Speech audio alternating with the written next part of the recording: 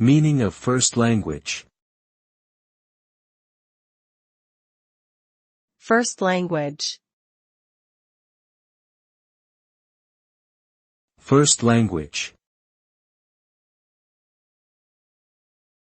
First language. First language.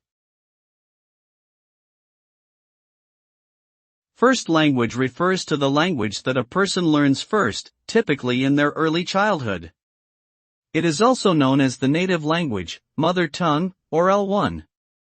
The acquisition of a first language is considered to be crucial for cognitive and social development. Proficiency in the first language can also affect a person's ability to learn a second or foreign language.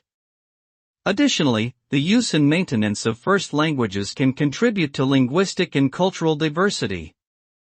Overall, first language is an important aspect of language learning and identity formation.